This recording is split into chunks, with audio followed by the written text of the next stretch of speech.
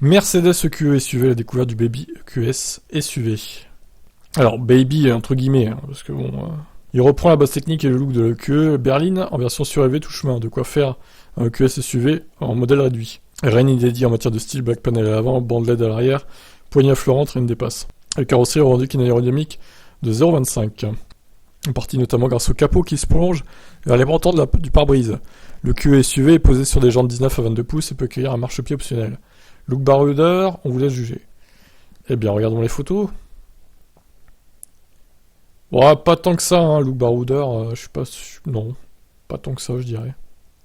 J'ai toujours un problème avec l'arrière de ces Mercedes électriques, là. Bon, après, voilà, c'est une question de goût. Alors, 4,86 m de long, 1,94 m de large, 1,69 m de haut, soit 9 cm moins long et 3 cm plus large et 6 cm plus haut que la berline EQE. Allez, grosse bête, hein, quand même. N'oublions pas un empattement de 3,03 m pour le Mercedes EQE SUV contre 3,12 m pour la berline, soit des dimensions globalement très proches d'un autre SUV allemand, l'Audi e-tron S. Son dessin plus galbé donne cependant à l'EQE SUV un air plus imposant, voire un poil rondouillé. Sur le site, il confirme, il est naturellement plus discret et urbain que le grand frère EQS SUV. De son côté, une version AMG nous fait la surprise d'être dévoilée en même temps. Les changements extérieurs restent toutefois discrets, avec essentiellement des jantes et badges spécifiques sur le modèle présenté. C'est donc sous le capot et à l'intérieur que le Mercedes EQE SUV se dévoile. Ok. Continue. Bon, il y a l'hyperscreen, 3 écrans, surface d'affichage 1,40 m, tableau de bord très high-tech, parfaitement intégré, dans l'intérieur premium et élégant qui l'entoure. Mercedes EQE SUV profite d'un intérieur blanc avec selle cuir marron, dans l'ensemble un mix chic et moderne, comme c'est le fait le constructeur. Toutes les commandes à portée du conducteur sont tactiles, y compris sur le volant et la console centrale. Alors, il paraît que ça pose problème, d'ailleurs, les commandes tactiles sur le volant. Il y a des misclics qui se font et au final il y a des trucs qui se lancent alors qu'ils ne devraient pas si on fait des manœuvres notamment. Le tactile sur le volant c'est peut-être pas conseillé. Hein. Les quelques instants passés à bord révèlent des places arrière très prometteuses. L'espace au genou de la garde-toit annonce espace et confort pour les longs trajets. Le coffre évolue quant à lui de 520 à 1675 litres.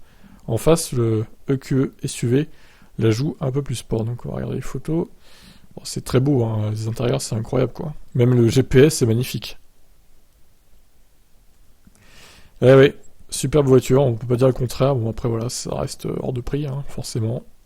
La version AMG joue la carte indémodable de l'intérieur gris-noir, ambiance Alcantara et fibre de carbone, une approche sportive classique mais qui accueille un détail inédit, le son. La marque a en effet passé de longues minutes à nous présenter la qualité audio à bord de l'EQE SUV.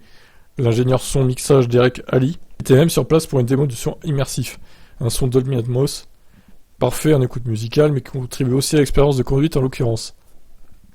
Il a le droit à son son sportif artificiel conçu spécialement par les haut-parleurs. Comprenez-là, le son spatial caractéristique de voiture électrique, mais aussi avec un soupçon de caractère d'agressivité. C'est loin d'être aussi enivrant qu'un V8, mais on apprécie.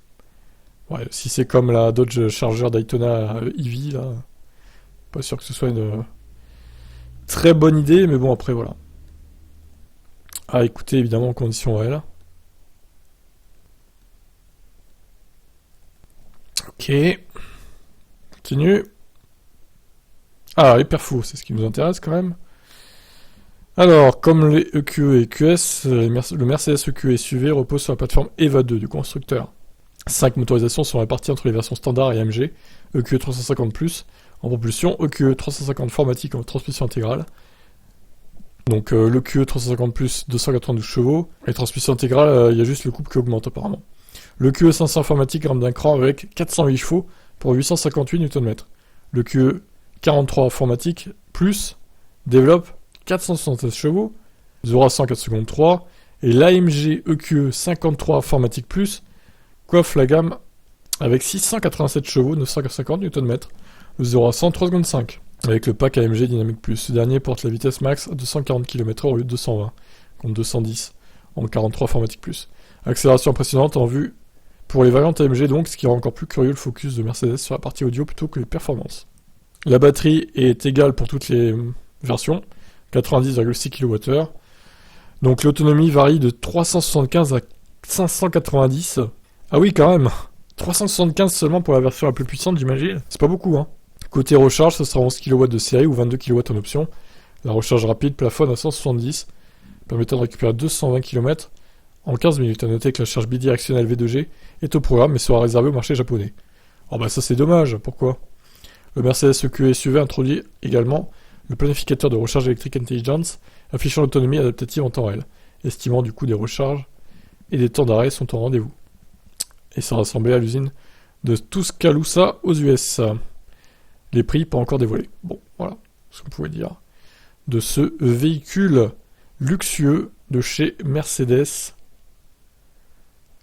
qui sera, le prix, devrait avoisiner les 70 à 80 000 euros, j'imagine.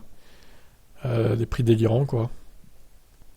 Voilà, vous en pensez quoi, vous? Je vous laisse commenter. Ciao.